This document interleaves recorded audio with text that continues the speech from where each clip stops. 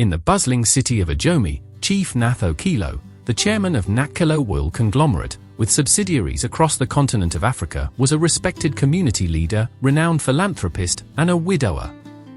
He was also a revered principled man, who refused to remarry after the passing of his beloved wife, a decade ago. Chief Okilo lived a fulfilled life, yet one thing eluded him: he had no child to call his own. At 45, he had a serious thought about an heir to his business empire, and to fill that gap he decided to adopt a male child. To prepare the ground and setting for a new adopted family, Chief Okilo employed Suzuki, a 35-year-old lady, and schooled her about his grand plan to adopt a male child as heir to his business empire. As a mark of appreciation to the chief for moving her from an obscured village to a flamboyant life in a paradise-like mansion with free food and good salary, Suzuki gave her unflinching support to Chief Okilo's plan. A few weeks later, Chief Okilo and Suzuki visited Goodwill Orphanage home to inspect some abandoned babies. They found a 6-month-old handsome male baby, and the chief instantly fell in love with the baby. All documents were put together, signed, and the little boy was adopted and taken home by his father and mother. The amiable chief gathered members of his household, consisting of maids, cooks, stewards, drivers, gardeners, and of course Suzuki, the new mother, in a grand naming ceremony, and christened the adopted baby Muzoki Okilo Jr. The occasion witnessed a lavish party with plenty to eat and drink. Some of his close relatives and business associates were also invited to grace the occasion. Chief Okilo spared no expense in equipping Muzoki with all baby's clothing, bedding, toys, and food. He charged all members of his household to treat Muzoki as they would treat him as head of the family. A special pediatric doctor was employed to ensure that Muzoki enjoyed the best of health at all seasons.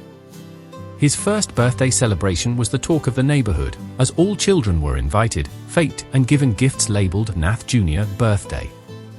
Muzoki was naturally brilliant and was enrolled in the most expensive private nursery school before he clocked 2 years old. A separate car was purchased, and a driver was assigned to drive him to and from school, Monday to Friday. At home he had a room full of nursery learning gadgets, and with a special teacher. With that financially equipped setting, Nath Jr., as Muzoki was popularly known, became far ahead of his peers academically. He graduated from nursery to primary school at 4 years old. Muzoki passed the government common entrance examination and was admitted to a secondary school when he was 10 years old. Muzoki gave Chief Okilo the impetus to splash his money on his academically progressive acceleration. He was an art student right from the embryo state of his learning curve. Besides the very vivid financial support and motivation, the proud father more than often assured his son that a European citadel of the highest learning institution awaited him after completing his secondary education. Muzoki completed his senior secondary school at 16 years old and scored A's in all the subjects of the final examination. Chief Okilo was so proud of Nath Jr.'s academic conquest that he threw an elaborate party and invited his close relatives, neighbors, and business associates to celebrate the young man.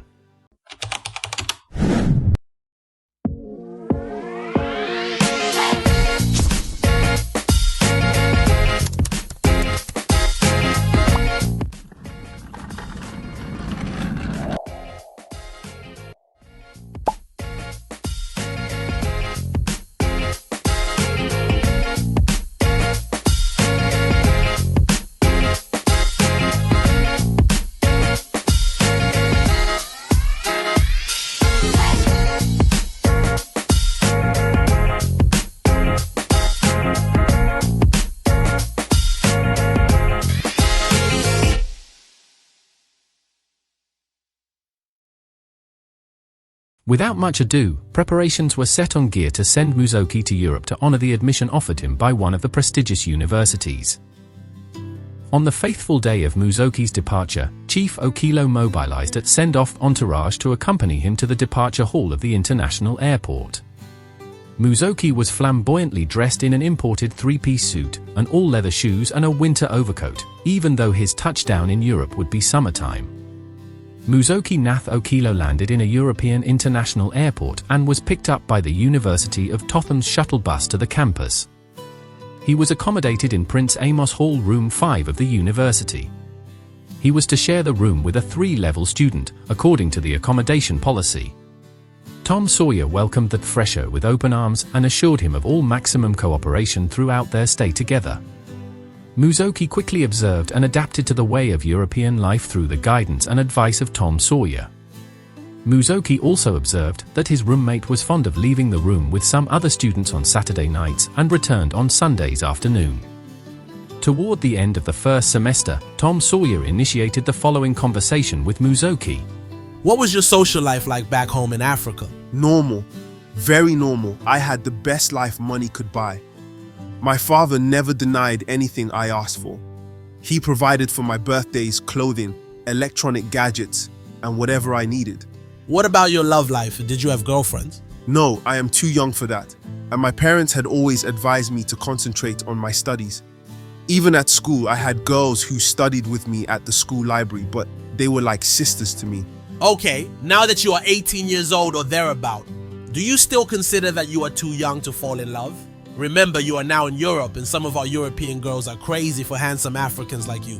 Will you relate with any of them that comes your way? Maybe after my graduation, my parents would like me to return home and choose a wife. Besides, I am not too familiar with this city.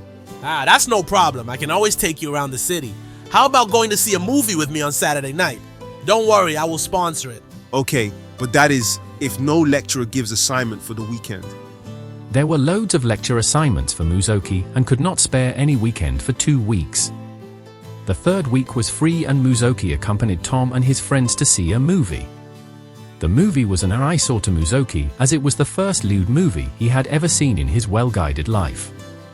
He felt quite uncomfortable throughout the 2 hours of the movie's obscenity, but there was nothing he could do to leave the scene.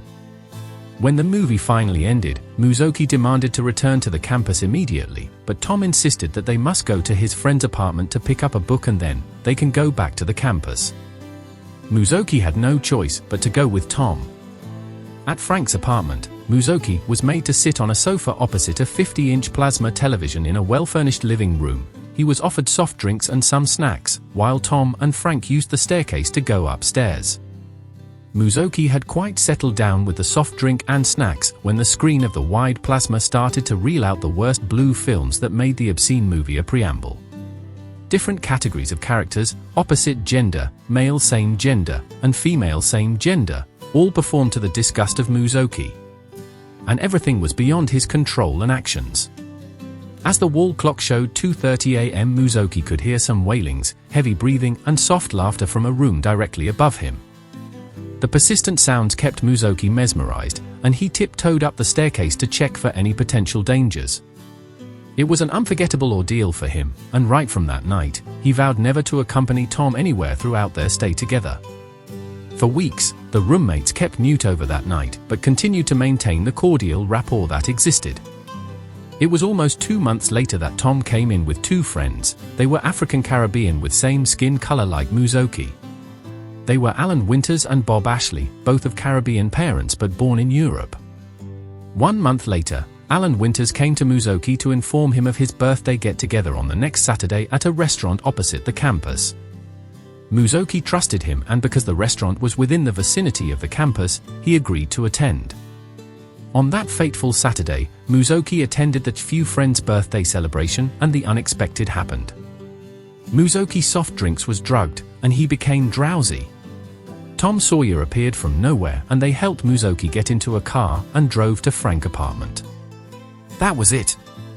The Rubicon was broken and Muzoki was sick for about a week, without attending lectures. Those who were responsible for his health condition were the same ones who nursed him. Muzoki could not recall the events that happened or where he was taken to by who and who. But evidence from his wet underwear showed him that something strange happened to him. Alan Winters became his constant companion, who provided all that Muzoki needed. And somehow, Alan made Muzoki accept his new true life status and got him fully initiated into the same gender relationship.